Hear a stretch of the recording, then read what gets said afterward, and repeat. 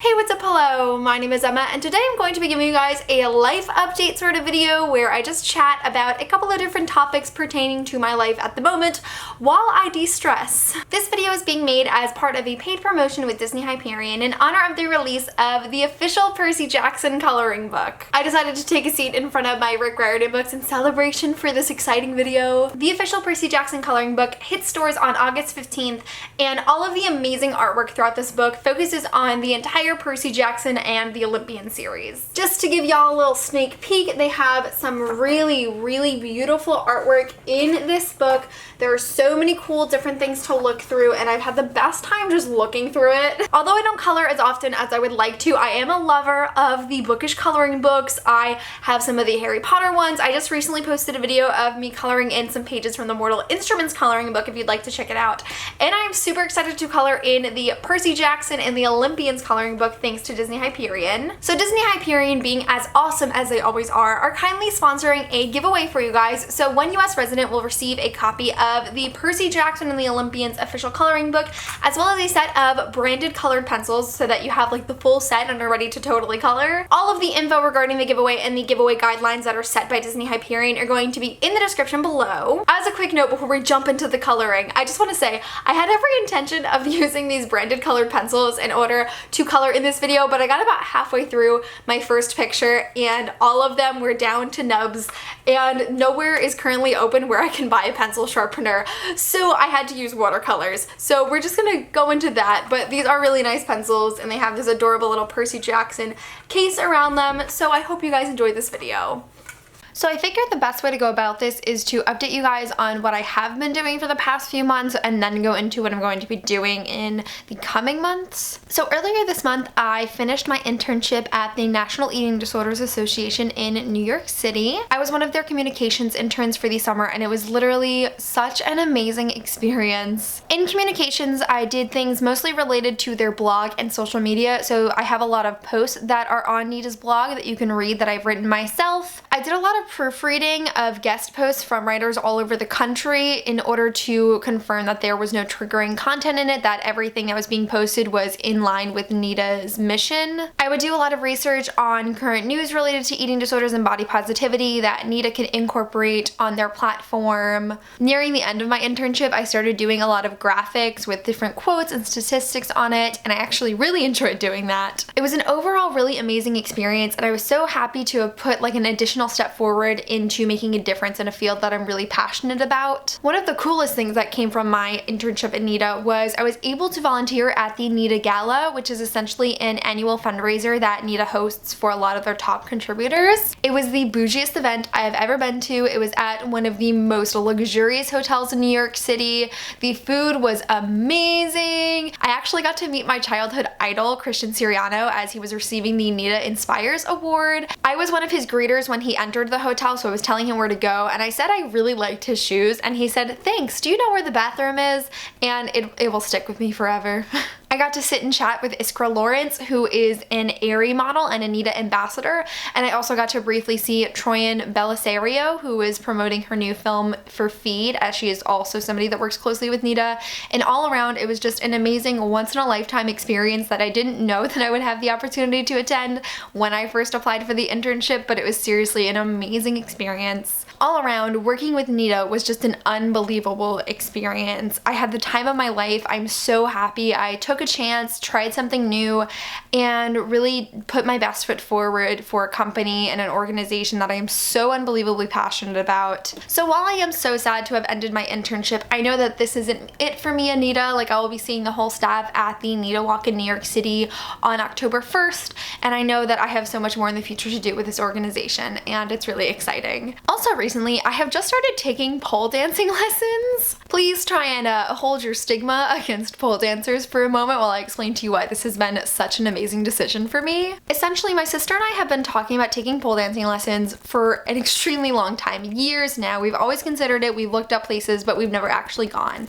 And so for my 21st birthday, she bought me and her a class for us to attend, and finally over the summer we decided to take advantage of it. But with pole, I picked up on things so quickly, and I was so pleased with like how elated I came out of the lesson that I went again next week, and I ended up buying an unlimited new client package for the first month. So I have been taking classes like crazy. I've been taking 2 to 4 classes a week at the moment, and as soon as my new client package runs out, I am definitely going to be buying some more packages because I literally love this so much. I can say with utmost faith that this is a huge new hobby of mine. This is something that is going to be a large part of my life. I don't know for how long, but definitely for the time being. You know, there is just something so empowering about getting my body to do these new things and using muscles that I've never used before. Every class I'm learning something new, and even if I can't master it just yet, each class I get closer to it, and it just provides me with the sense of accomplishment that has really been lacking in other parts of my life, and I'm so thankful for that. Also, as somebody who has been suffering from an eating disorder for a very long time, I have to say this is probably the most motivated I've been in my recovery in years. For the first time in my life, I want to be genuinely healthy. I want to be strong. I want to be fit.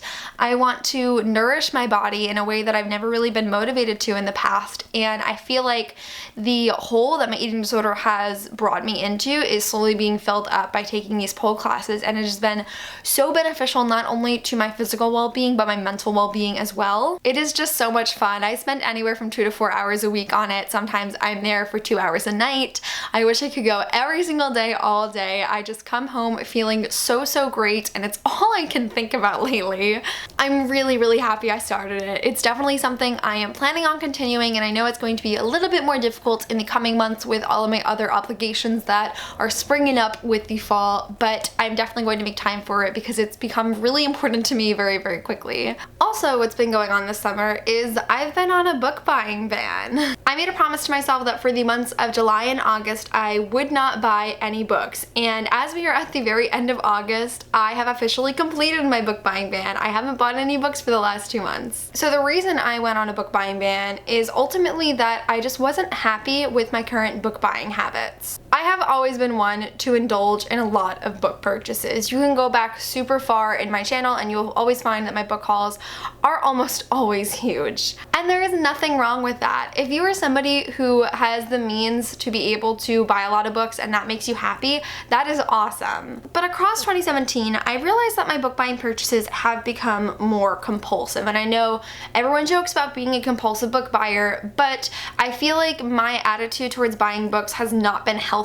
Over the last few months, I started to feel really bad about my book buying decisions. I felt guilty all the time because I would buy books and I wouldn't touch them for months and months and months. It started to really impact my self-esteem because I couldn't understand why I wasn't able to control myself in a bookstore or when it came to ordering books off of Amazon and whatnot. I am somebody who has a very addictive personality. It's a combination of my genetics and my family history as well as my personal brain chemistry, and it's been a big part of my life that I get unhealthily attached to a lot of behaviors. And I started to notice that same attitude in relation to book buying, which I know sounds super melodramatic because on BookTube we always joke about being compulsive book buyers or not being able to stop buying books, but it felt like more of a serious issue for me. And even in the beginning of 2017, I had noticed that I wanted to make a change in my book buying habits. So I had told myself in order to prevent me from buying books that I'm not going to be interested in or ones that I'm going to forget about a few months later, I would buy mostly new releases and I would only buy books if there was like a really good reason. And I did keep up with that, and I have bought significantly less books in 2017 than I have in 2016,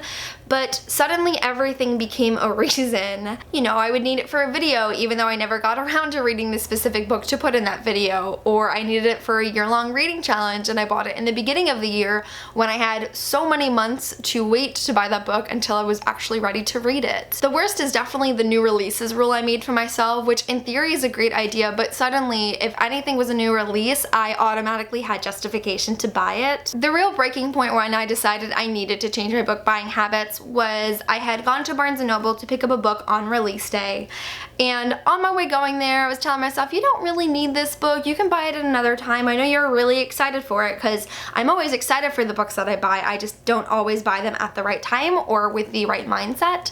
So I was feeling a little bit conflicted about the decision to buy this book, but I passed it off as just regular book buying guilt. You know, we all tell ourselves that we don't need books at the moment. But even as I was walking through the shelves of the store, as I have the book in my hand and I'm online at the register about to buy it, I'm telling myself I do not need this book right now. I I'm not going to read it immediately. I'm not going to read it for a few months. Who knows how long it's going to take me to get to this book.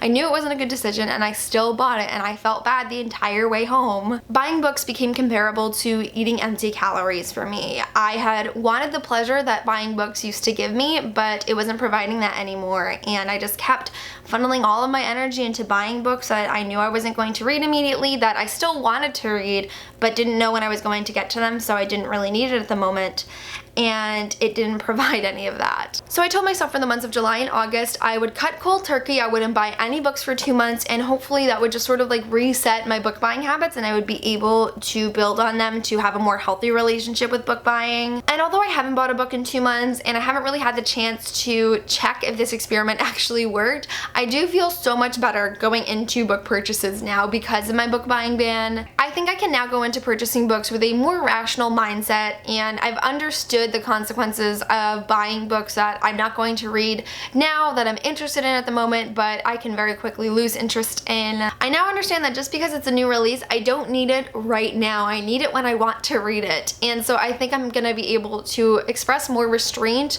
over those book buying compulsions and make better decisions as to when it's right for me to buy a book. Overall, I think it was a really positive experience and it took a lot of value out of it.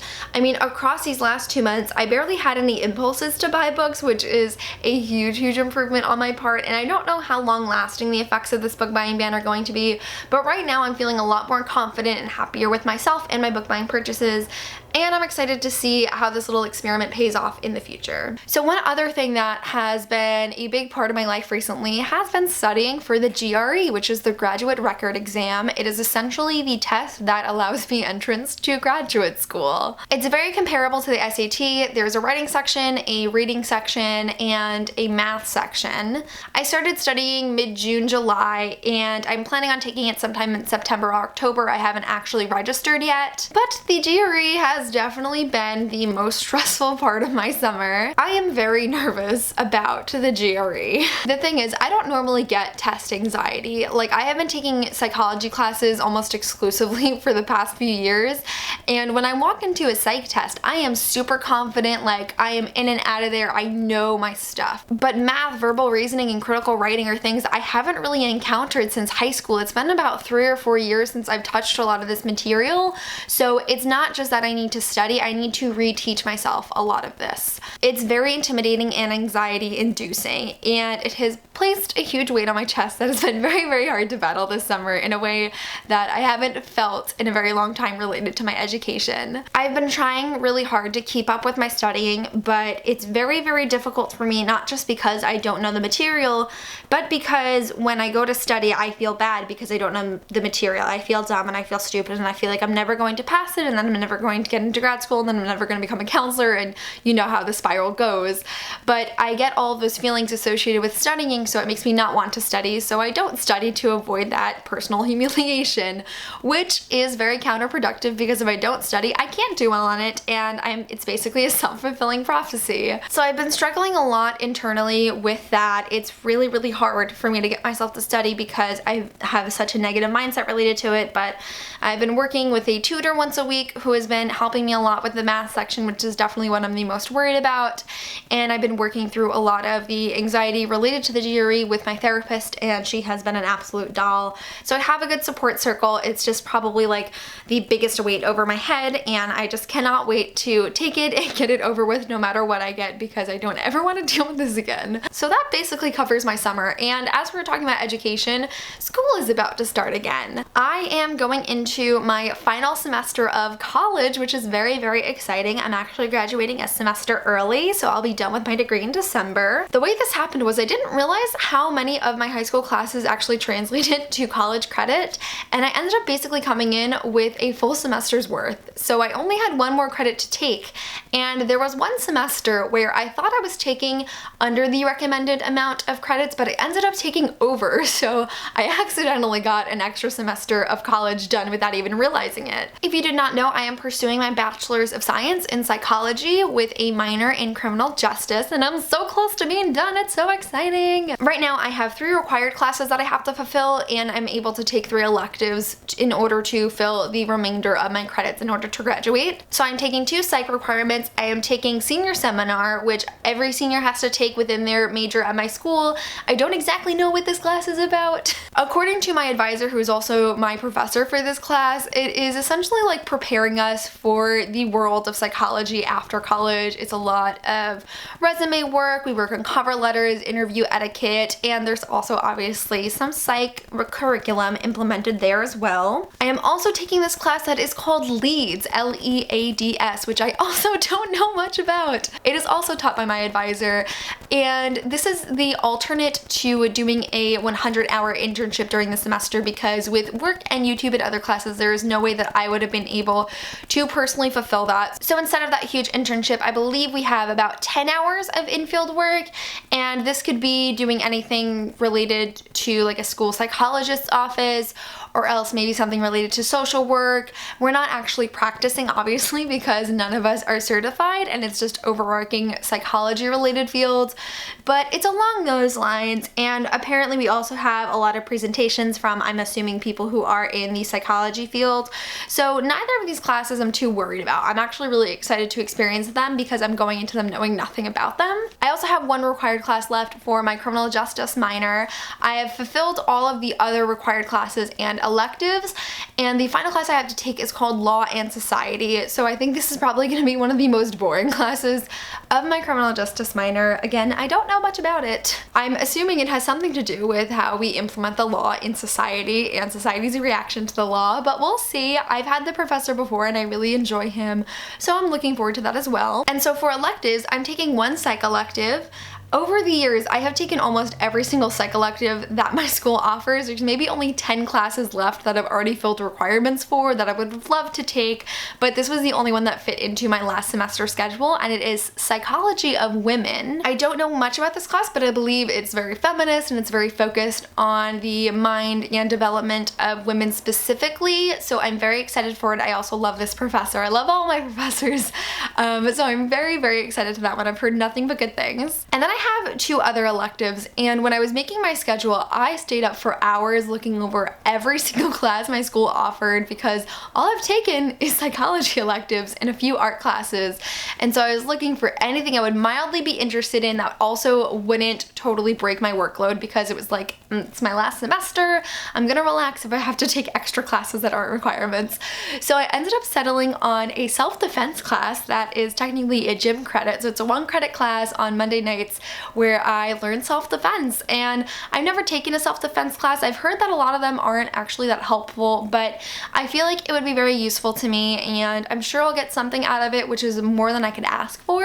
And I'm also taking American Sign Language 1, which I'm really excited for. I know like a few things in American Sign Language, you know, everyone learns the alphabet and like a few things like cookies and milk when they're younger, but I'm really excited to delve more into American Sign Language and deaf culture, and I think it'll be a really great experience for me. Like I said, the start of the semester definitely starts a few scheduling conflicts for me. I started my dance classes again, which we're having trouble figuring out a right time because, of course, my schedule is the one to mess it up.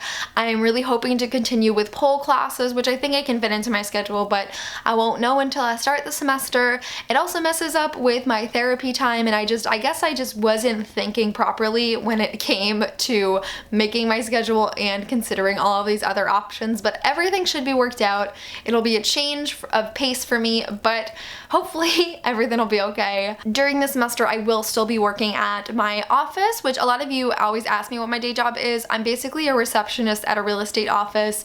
I just answer phones, I make appointments, I do paperwork. It's really not that difficult. It passes the time, I get paid for it, and I really enjoy it. I really like my office. Everyone that works here is very nice, and although that's not really changing because that's something I've been doing for almost almost 3 years now. But I'm definitely looking forward to getting back on track with work and school, starting up all those other responsibilities, and getting a more distinct time in for YouTube. I actually perform better on a busy schedule over the summer when I don't have school taking up my life.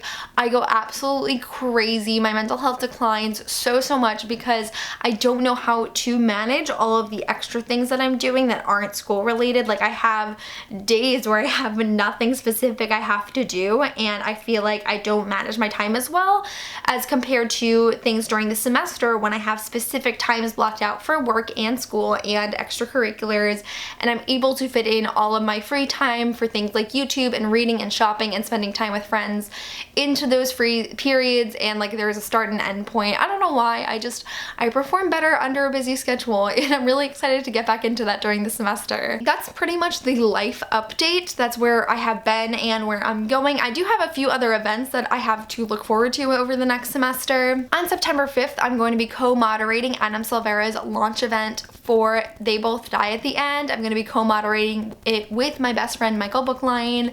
So it's going to be me, Adam, and Michael, and we're going to be talking about Adam's books, answering some of your questions. It's going to be a really great time. It is at Barnes & Noble in Tribeca on September 5th at 6 p.m.